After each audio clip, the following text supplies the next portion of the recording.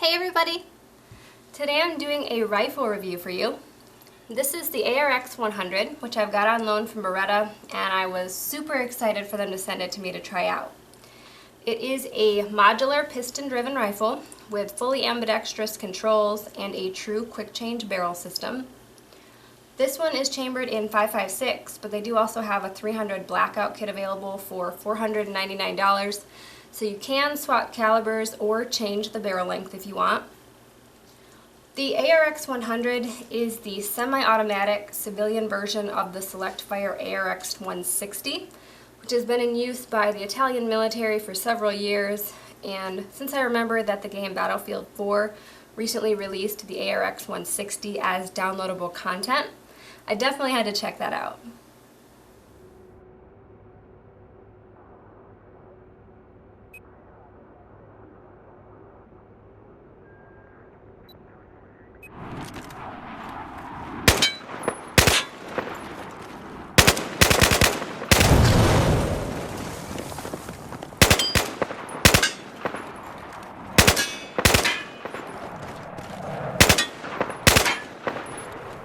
Obviously, you can't get a good feel for a gun in a video game, but it was still a lot of fun, and here, of course, is the real ARX-100.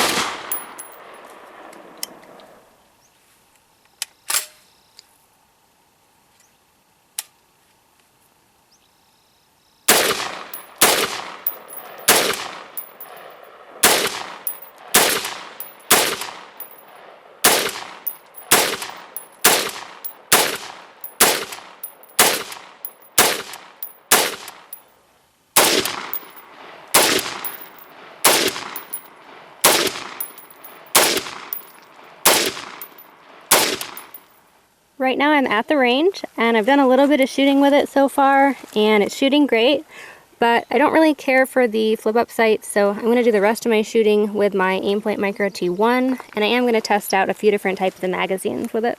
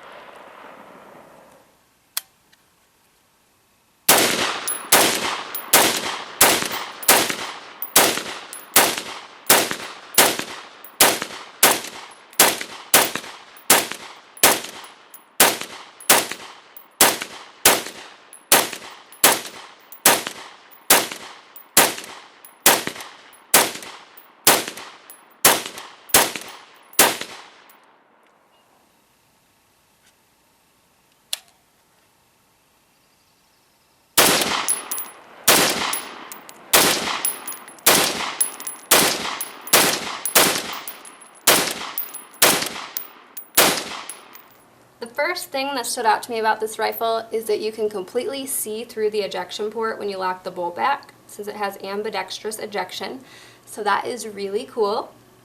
You can very easily change the direction of the ejection to right or left, and that's actually my favorite thing about this rifle. The bolt must be closed first, but then you just use a bullet tip or a punch to push on the crossbar inside this hole in the rear of the receiver, and you just push towards the direction you want the ejection to go. So pushing from the right to the left will eject brass to the left, and vice versa.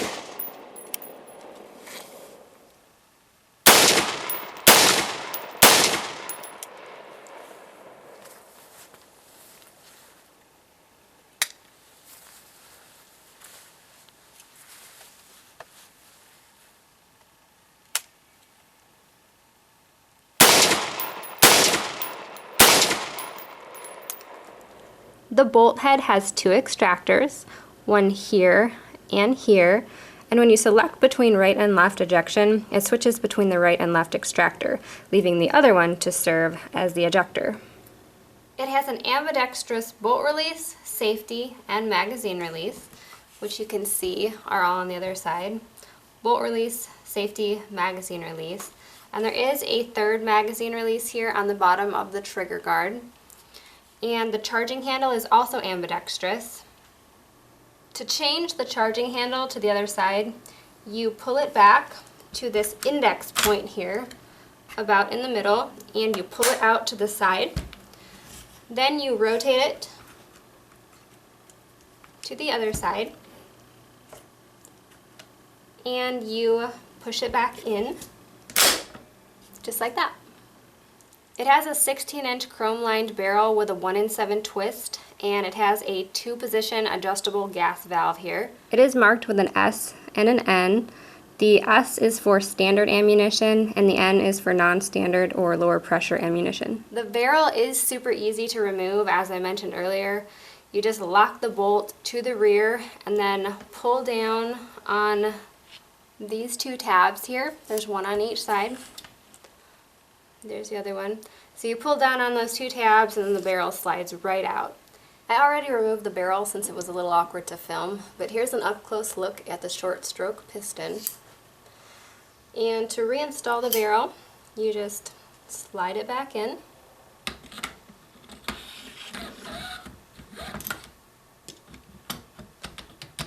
And wiggle it in place, and then it will snap back into position. It has a one-piece monolithic upper with a continuous full-length Picatinny rail, and there are Picatinny rails on both sides and the bottom. As you can see, the one on the bottom is just a short piece ahead of the removable handguard. You can take off the handguard, and then you have what Beretta calls a T-rail, and that's used for attaching their grenade launcher, which obviously most of us won't be using, but Beretta has said that they will offer an optional full-length section of Picatinny rail instead.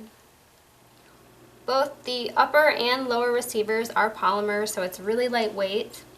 It has spring-loaded polymer flip-up sights. Here's the front sight.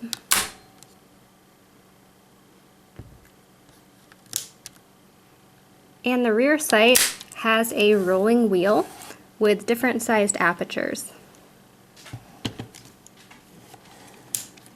It has a 4-position collapsible folding stock. The stock locks into the folded position when you securely snap the tab into the notch, and then it releases just by pulling on it. You can fire this rifle with the stock folded. As you can see, you can still access the trigger, and you can also fire with the stock folded while the charging handle is on this right side for left-handed shooting. It is a reciprocating charging handle, which means it moves back and forth when you shoot, and it does clear the folded stock, which is great. I did try a variety of magazines at the range, and the ARX-100 doesn't work with Magpul Gen 3 Pmags or Tango Down ARC mags because the ridge on each of them, here and here, catches on the mag well and won't fully seat. These translucent polymer HK mags were a tight fit and they didn't drop free, but they did function. It does work with Gen 2 Pmags and Emags, and it also works with Lancer mags and USGI mags. And I do also have an older 20-round Pmag that worked, but it was a really tight fit and it also didn't drop free. The ARX-100 also has 6 sling loop mounting points, 1 on the rear, 2 on each side, and an ambi one up front, which you can rotate side to side. It is nice that there are 6, but my slings are all QD and snap hooks, so I personally prefer QD attachment points instead of loops. And there are also a few other cons I have with this rifle. First, it does not have an adjustable cheek rest. Everyone's different and not everyone has the same cheek weld, so I think it would be really nice to have the ability to adjust your cheek rest depending on the height of your optic or scope that you're using. And I also think that it's a little awkward releasing the flip-up sights because they are not ambidextrous. You can only release them on the right side. And although there is storage inside the pistol grip, you can't change the grip to a different one, which I think is really too bad because my hands and fingers are so small. So this finger rest was uncomfortable to me, and I also could not reach the magazine release with this grip. And lastly, the safety is really stiff and really hard for me to disengage, so I wasn't able to work it like I normally would.